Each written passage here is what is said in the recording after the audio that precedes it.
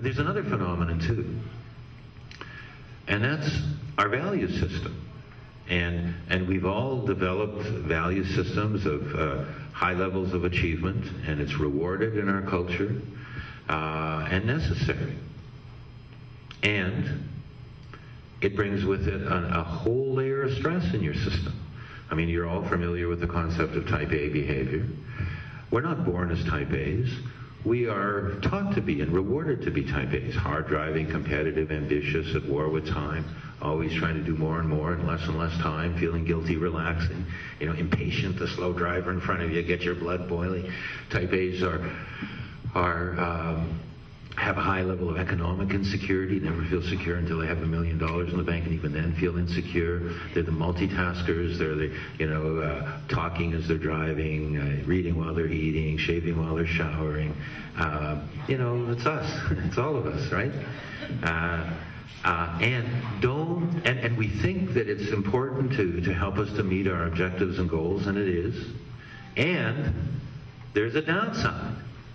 That behavior pattern has been studied now for over 4 decades, and it is well understood that it raises the stress levels in your bloodstream.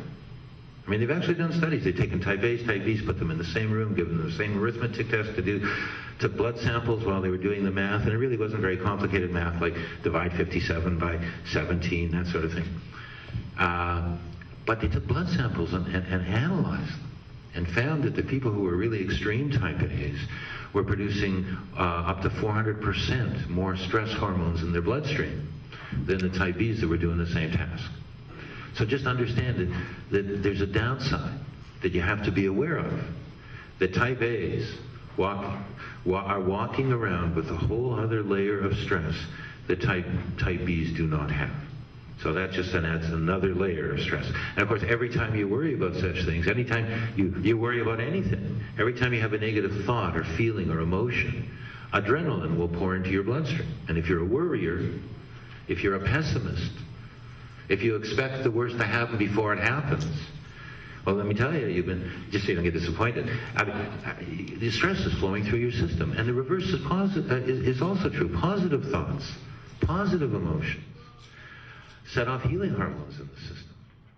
So, I mean, scientifically, it's important to be positive. But people don't realize that we have all these interactions happening and stress levels building. I mean, the researchers who conducted the research on type A behavior actually called extreme type A's walking time bombs, in that they were described as having all the hormone, fat, and blood abnormalities of someone with a heart condition. They actually called it a pre-heart attack state. And that's how they first discovered type A behavior. There was a direct relationship with those attitudes and values to coronary heart disease.